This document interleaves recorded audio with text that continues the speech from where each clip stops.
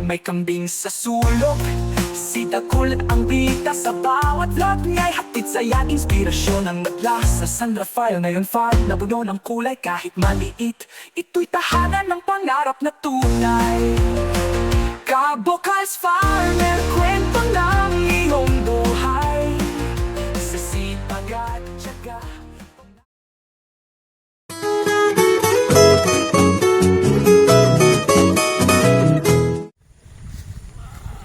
Painumin natin si Milky mga ka-vocals. Tsaka yung ating mga kambing. Ayun. Yung mga babae natin. Ayun. Yun. Doon natin nilagay. Dalawa lang nakatali dyan. Yung mga nanay. Yung si Tisay saka si Paloma. Si Tisay kasi ang anak niya si Bambi. Si Paloma anak niya si Snow. So yung dalawa nakagala. Yung dalawa nakatali. Para hindi lumayo. Ito si Milky, dito ko nilagay. Madamo. Yan o, madamo kasi dyan sa baba. Nakabababa siya dyan, mahaba yung tali niya. Yan. Lakas na uminom. Mula sa tasin niya mga ka-vocals. Mula sa tasin. Yan, ito pa sa nagtatanong ng link nung kanyang head halter. Yan, pasensya na po, nakakalimutan ko na. Saka hindi kasi ako nag-order niyan, si partner. Pero pag sinearch nyo naman po yan sa online, search nyo lang po head halter, cow head halter or cattle head halter. Ayan, lalabas na po yung mga image and then pipili na lang kayo. Ayan, teka, isin natin tali mo muna na, isin natin. Yan, kaya mo na minom. Laki na ni Milky mga ka-vocals. Dali, inom pa. Gusto mo to? Gusto mo? Yan, nag-iyak-iyak na yung ating mga kambing. Ayan na. Ayan na. O sige, iwan ko muna dyan. Punta muna natin itong mga to. Nag-iiyakan na. Yan.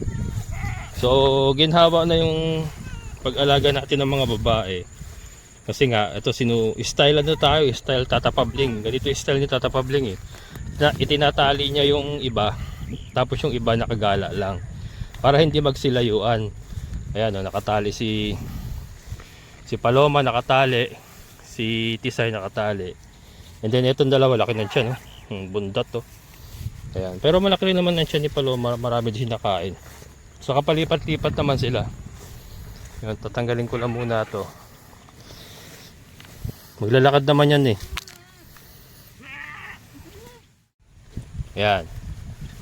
So tinanggal ko lang sa pagkakatali. And then susunod yan oh. Ayan oh. Susunod niya sa akin mamaya. Yan.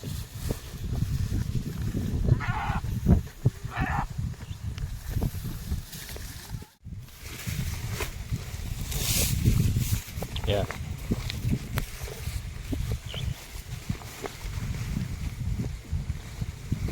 So yung isa hawak ko si Tisay. Laki rin ang tiyan niya. Dami rin nakain oh. Maganda rito sa ganito, nakakain nila yung gusto nila. Napipili nila yung kakainin nila. Style Tata Pabling kasi ganoon na naman style ni Tata Pabling and ang gaganda na namang ang gaganda naman ng mga kambing niya. Si Dagul mga ka-vocals, marami nagtatanong, marami nag-i-inquire. Yan, appreciate ko yung iba talagang nag-PPM. Yan, kaya lang wala pa po tayong nakakasaraduhang usapan, no. Wala pang closed door. Wala pang closed door usapan. So na yung inumin. Yan. Diyan ka na. Bye-bye. Bye-bye. Wala, uwi na dito. Ayan. So yeah, wala pang wala pang siguradong buyer, pero ang dami nagtatanong. Mas ginhawa tayo ngayon. Nahirapan lang naman talaga tayo mga ka-vocals ng nung ito nung ano tag-araw talaga.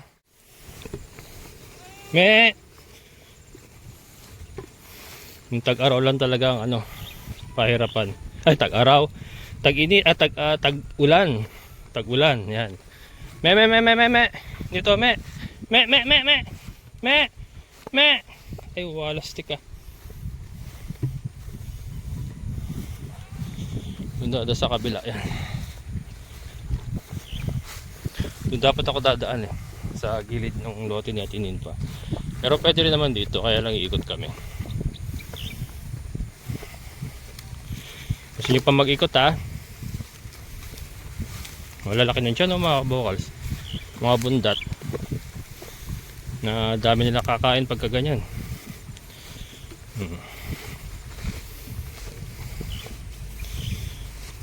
Sana buntis ito mga to.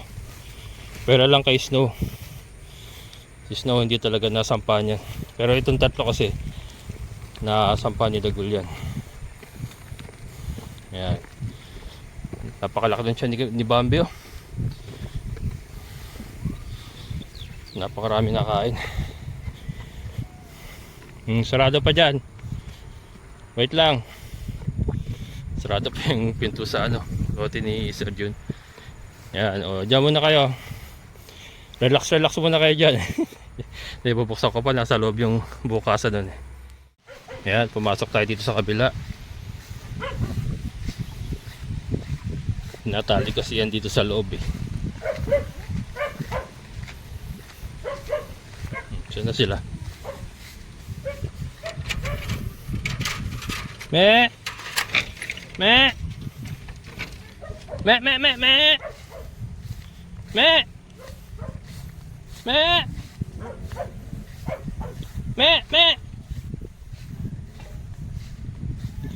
Tinan mo, din ako pinapansin. Nakahanap ng bagong feeding ground.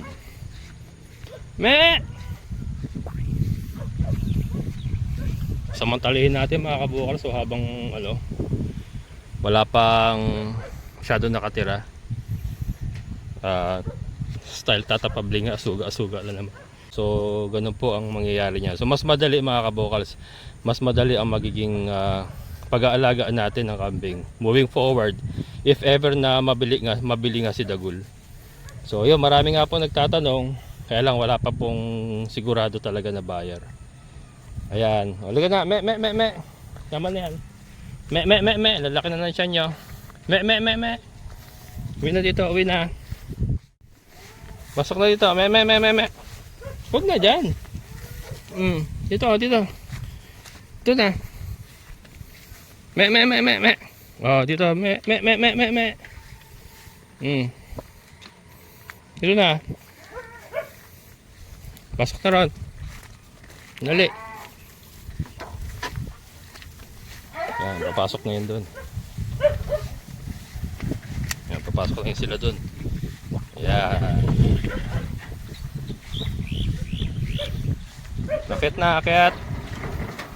Hindi ko pa kasi naayos tong. Ayan, painom naman tayo mga kabokals. Inom pa, inom. Yan, may molasses at asin mga kabokals yung ating pinapainom sa kanila. Molasses at asin. Tinatanggal natin yung tali ni Paloma pag nandito sa loob. Kasi ito minsan nagsusuwag din ito eh. So para makakatakbo-takbo siya. Pero pag sa labas okay naman sila. Dito lang sa loob. Yan. Ano ba kinakain mo? Ayaw mo? Wait lang. Ito si Itisay talaga ang kailangan nakatali. Yan. Kasi agresibo yan eh. Nanunuwag yan eh. Yan, si Itisay. Ganda rin talagang naka-alpas lang sila mga kabokals oh. Ginagawa ko, ina-alternate ko to eh. Katulad yung bukas, ito na may tatali ko. Siya naman yung naka-alpas. Ayan. Kasi kailangan meron nakatali sa kanila para hindi sila lalayo. Ayan. Inom pa.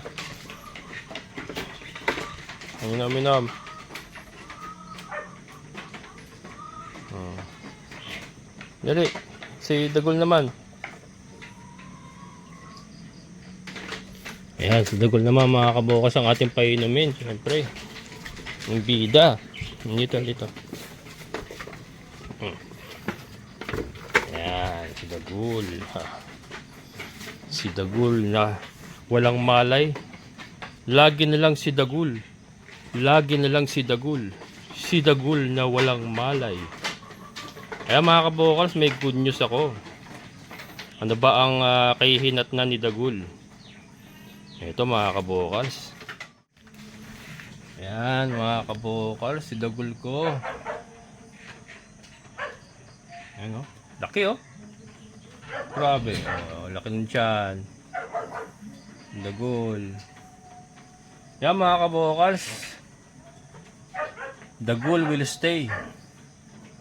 Si Dagol po, ang kanta ni Dagol ay magpapatuloy mga kabokals. Maraming salamat kay Sir from Doha, Qatar. Yan, nag-message po sa akin si Sir. Sabi niya, wag mo na ibenta si Dagol. Pahihiramin na lang kita. Bayaran mo ako pagka nakaluwang ka na.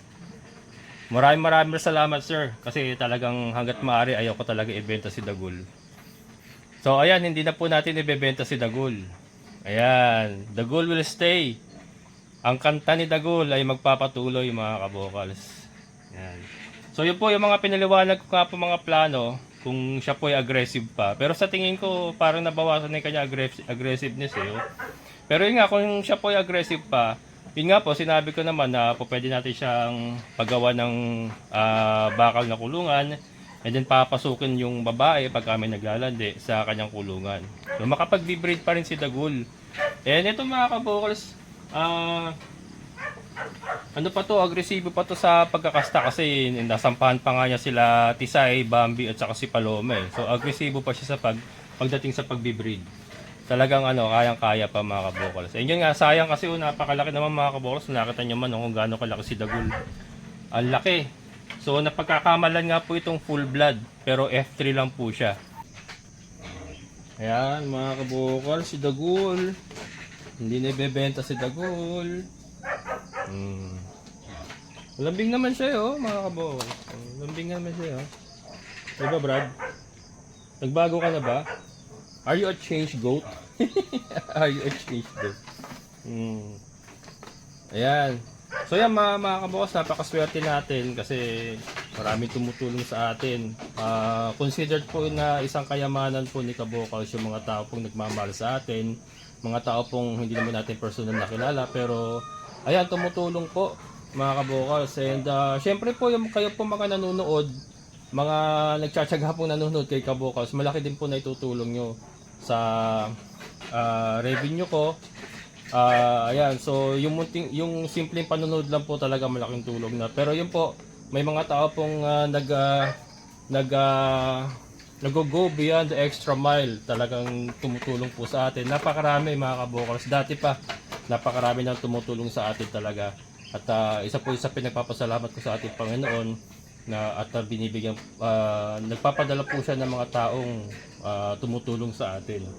So ayan, maraming salamat again sa lahat po ng mga tumutulong kay kabokals. Hindi ko na po kayo kayang pangalanganan at napakarami po talaga. So yan, alam niyo naman po kung sino kayo. Maraming salamat po. Thank you so much and God bless you all. So ayan mga kabokals, magpapatuloy po ang kanta ni Dagol. Ayan, dito sa ating munting alagaan. Maraming salamat. Ayan, Dagol. Si Dagol ang bida. Ayan. Maraming salamat po. Amazing na buhay. Bye-bye.